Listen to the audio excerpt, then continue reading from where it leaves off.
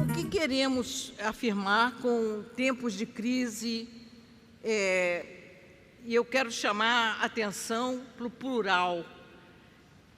Esses tempos, eles incluem não só o tempo brasileiro, mas o tempo do capitalismo internacional também, o tempo de nossa vida coletiva, não é? E também o tempo de uma economia financeirizada que está em constante crise e cujas crises abalam também a nossa saúde. Bom, então, eu fiz essa apresentação em tons de cinza. Eu não estou vendo ela passar, vocês estão vendo? Vocês estão vendo ela passar? Ah! Agora ela está. O que nós queremos afirmar com tempos de crise? Atenção ao plural. Eu não estou sabendo passar essa coisa direita, vocês vão passando. Assim, a primeira... Volta para a primeira lâmina. Aqui, Sara volta, aqui, Sara passa, aqui, Sara tem a luzinha, tá? Tá. Então, Luizinha. Não, não foi Luizinha. Então, aqui, ó. Sara aperta aqui, ó. Olha lá. Por que ela não me obedece? Só precisa colocar na mira lá no rumo. Então, Aí. olha só, observação inicial.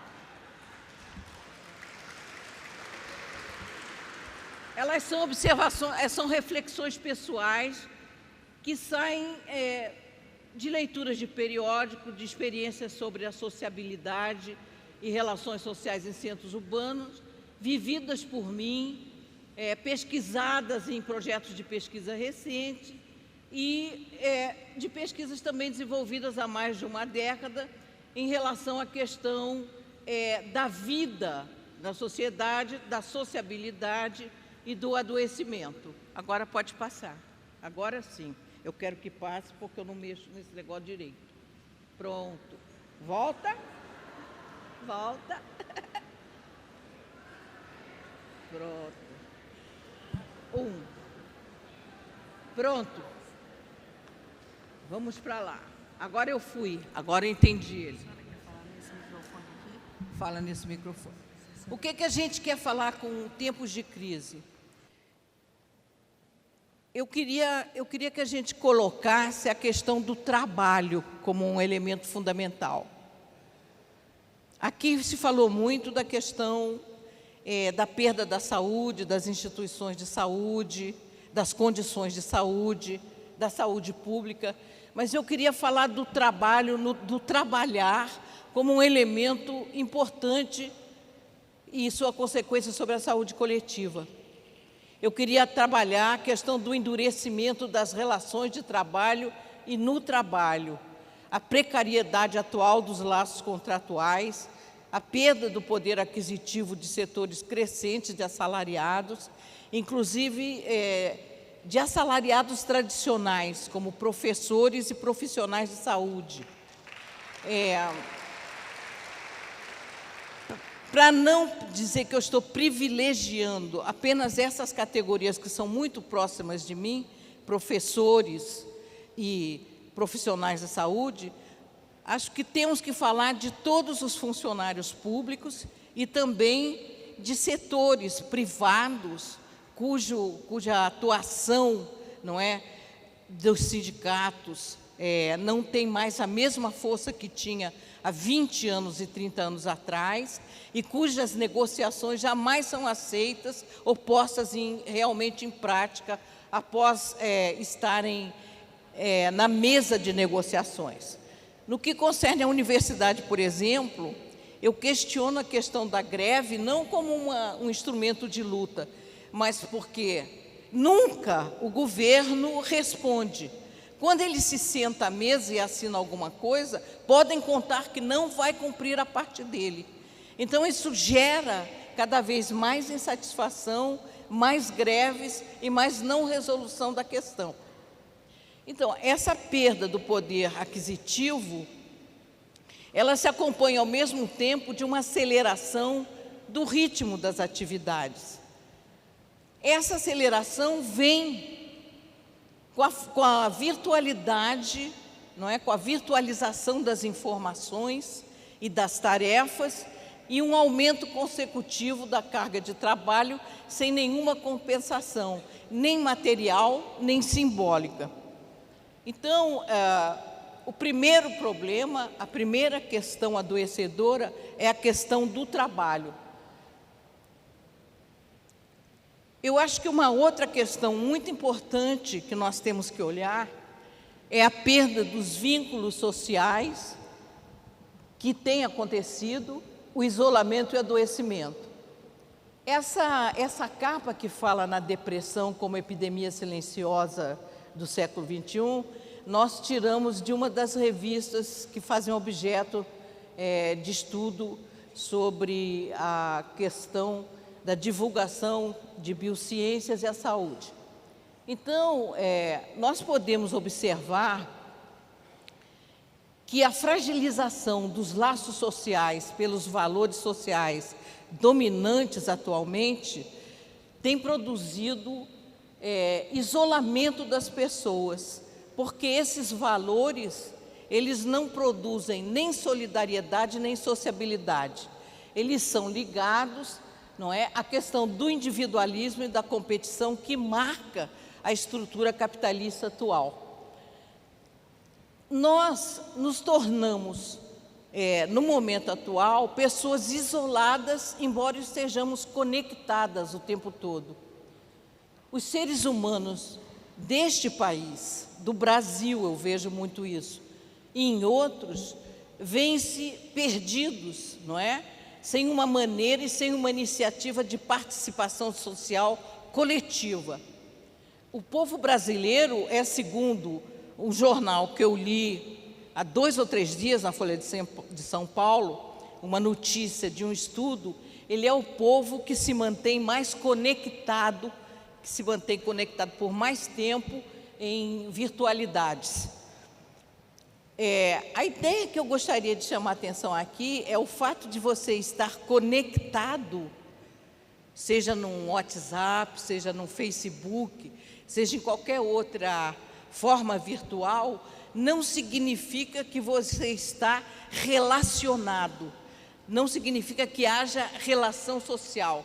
Evidentemente, não estou querendo com isso atingir as redes sociais, que muitas vezes se mobilizam, inclusive no caso da saúde, inclusive no caso de determinadas pessoas que sofrem de determinadas doenças, se mobilizam, se organizam, compõem grupos de resistência a decisões e critérios médicos, etc. O que eu estou querendo falar é dos indivíduos o tempo inteiro conectados. Vou dar um exemplo, assim, risonho, do tempo em que se chegava num restaurante e se estranhava que um casal que estivesse face a face não se falasse, ficavam em silêncio, e se dizia, nossa, esse já não tem mais nada para se dizer. Atualmente esse problema não existe, porque cada um está ligado no seu celular, trocando mensagens com o WhatsApp, entendeu? Então, eles estão conectados, mas não estão ligados entre si.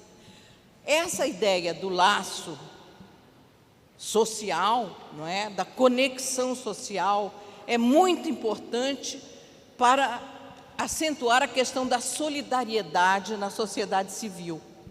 Eu acho que uma questão importante que temos a enfrentar é que nesse momento, que é um momento de crise, um tempo de crise, nós estamos desarmados para ser uma força solidária ativa, uma coletividade em atividade.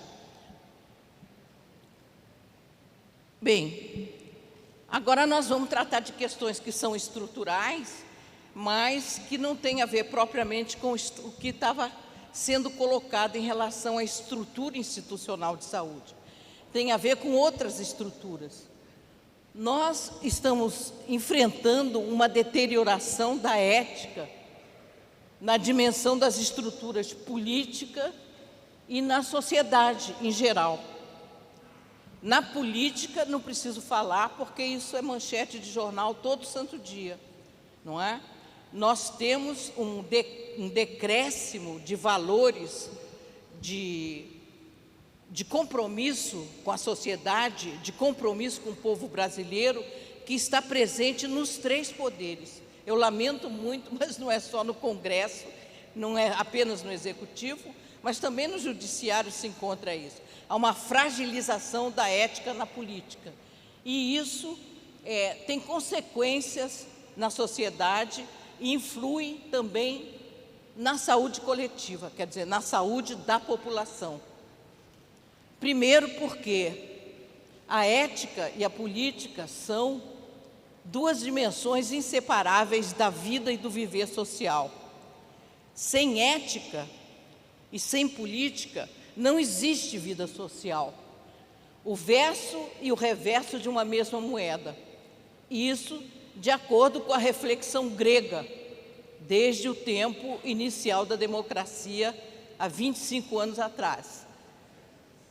Nós temos uma reflexão que começa com os filósofos ao estilo de Platão e se afirma com Aristóteles, mostrando como a democracia, não é, vivida, participada, é uma forma de vida ética, não é, e ao mesmo tempo política, da polis, não é?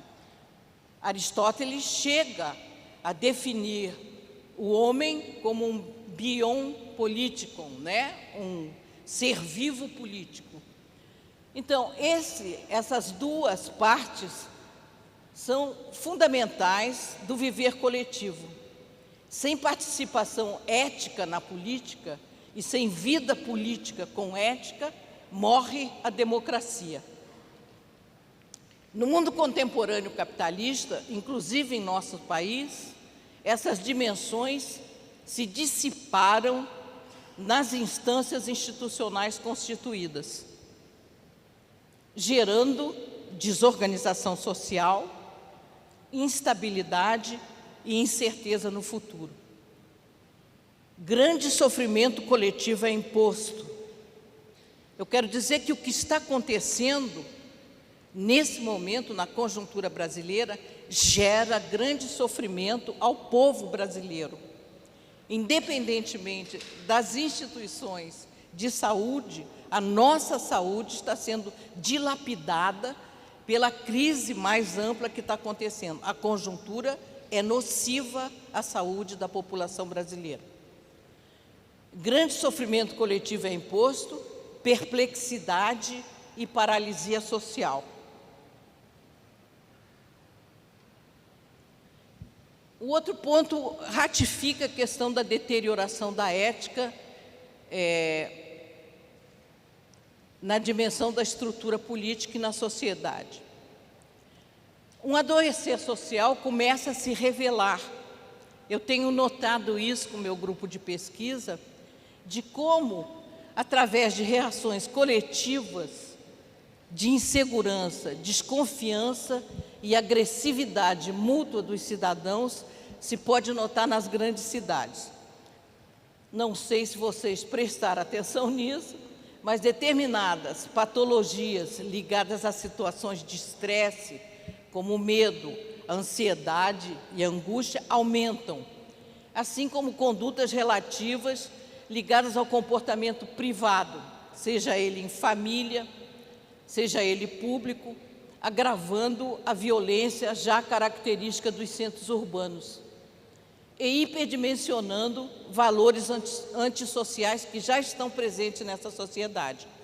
Eu já referi antigamente, na outra lâmina, que o individualismo e a competição estão presentes nessa sociedade, fazem parte da estrutura capitalista, mas se agravam em momentos de crise. Reações de hostilidade podem acontecer entre cidadãos da sociedade civil.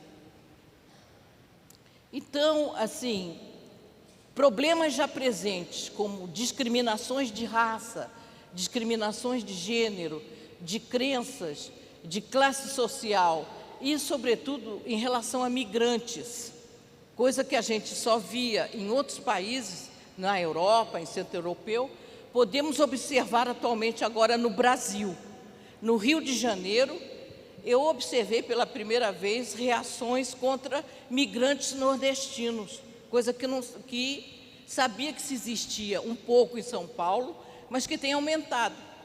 Então, é muito difícil lidar com uma sociedade civil que não está unida, porque valores que são contrários à sociabilidade e à solidariedade estão sendo colocados como valores dominantes dentro da sociedade.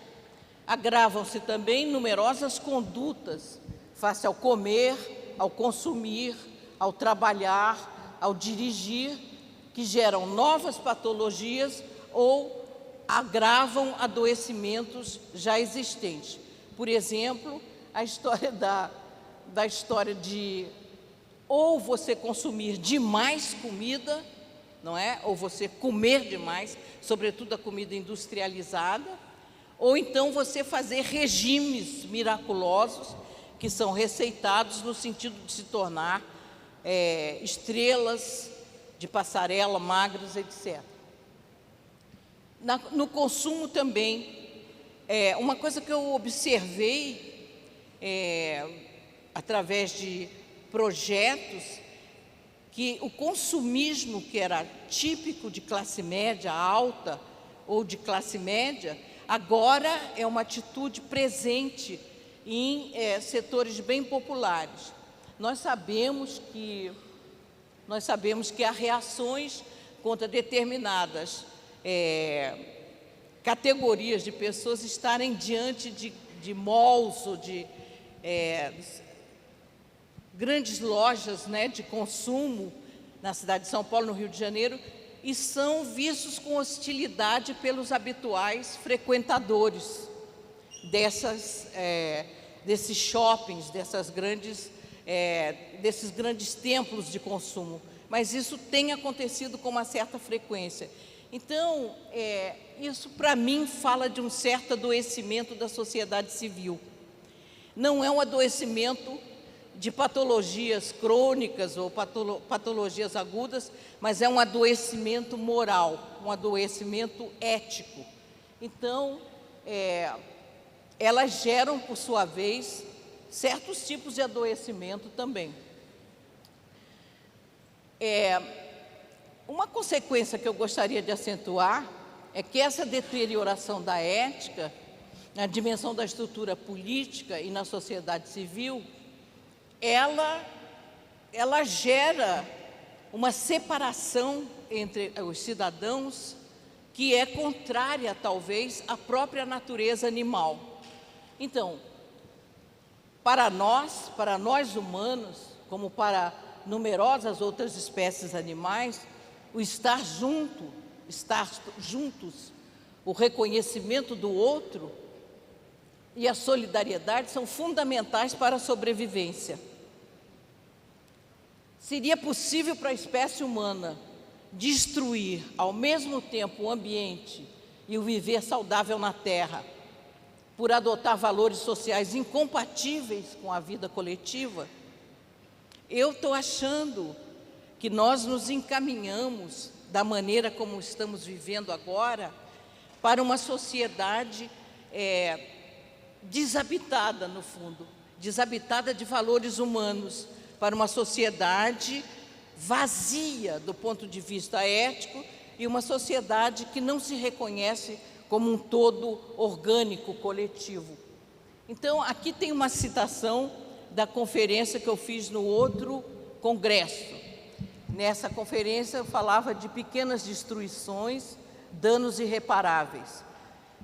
As pequenas destruições são aquelas que nós estamos conduzindo na sociedade atualmente com condutas individualistas e adotando valores de competição, seja no trabalho, seja na família, seja em relação aos amigos, seja em relação aos colegas, seja em relação ao próprio par.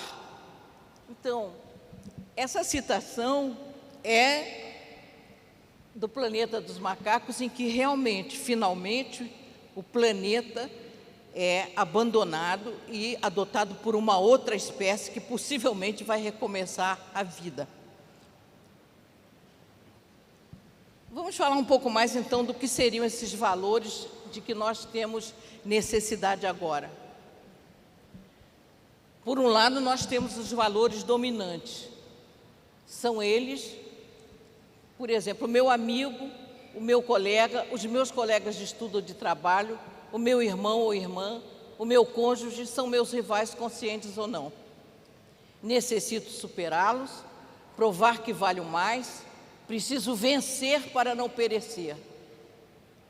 Preciso chegar na frente. Bom, isso gera um estado de estresse crescente e constante.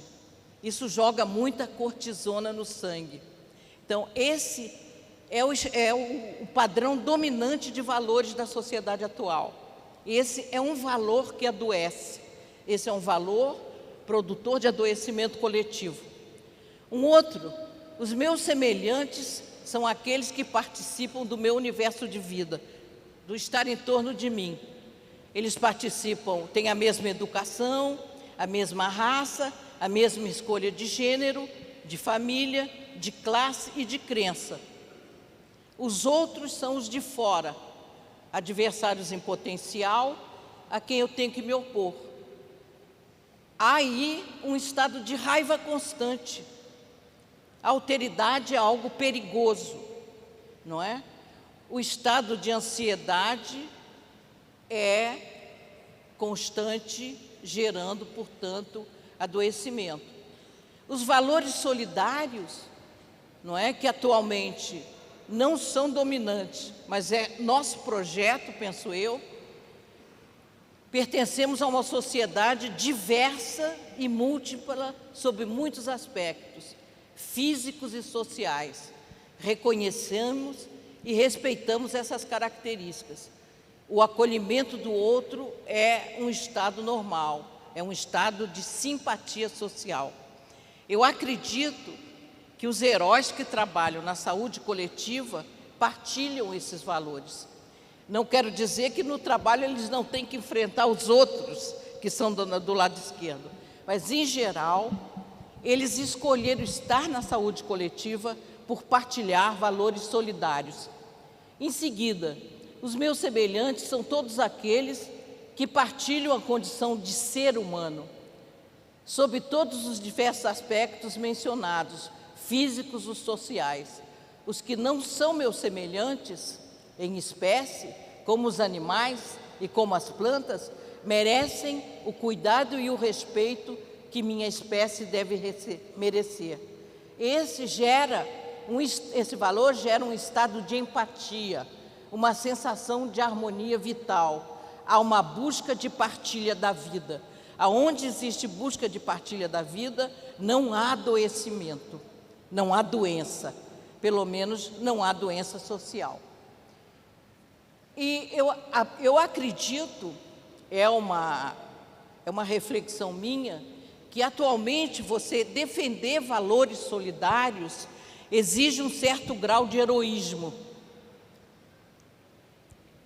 Uma vez que a sociedade capitalista, nesse setor, nesse momento de desenvolvimento financeiro, ela apela ao máximo para a competição, ao máximo para o individualismo e ao máximo para o consumismo como uma forma de esquecimento do deserto em que se vive do ponto de vista ético. A pessoa, para resistir a esses valores, ela precisa ser heróica. Então, valores solidários pedem heroicidade. Isso é também o que nós pretendemos dizer que pode ser o caso de colocarmos como meta na própria saúde coletiva, não apenas um sistema universalista e solidário, mas nós, enquanto profissionais, enquanto militantes, enquanto pessoas que estamos a serviço do outro, curando como profissional ou fazendo a gestão de determinado serviço, devemos também adotar como ética de vida. Pode passar. Acho que é o último que vem. A democracia ética na política exige heróis. Nós já temos heróis. É claro que no momento em que eu fui estudante, não é? Professora universitária, o herói coletivo era o mais importante. O povo era o herói. A população era heróica. Na outra conferência, eu inclusive mostrei o surgimento do movimento social e do sujeito coletivo, a multidão, como um sujeito político importante. Nesse momento em que realmente há uma perplexidade da população e há um silêncio dos movimentos sociais, eu acho que nós temos que incentivar o heroísmo pessoal. E eu tenho aqui 2 exemplos importantes. O primeiro-ministro da Grécia, que eu quis homenagear por causa da democracia grega, é verdade, não é? E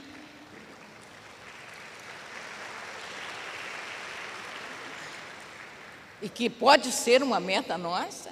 É claro que ele é o exemplo de movimentos como o Podemos na Espanha, etc. E, é claro, o meu herói principal, esse é um intelectual, não é? Que foi um sujeito do Departamento de Estado da Alta Informação e que simplesmente entregou todos os dados, porque, para ele disse, há um desequilíbrio muito grande entre o poder do Estado e o cidadão. Eu não posso permitir que isso continue assim.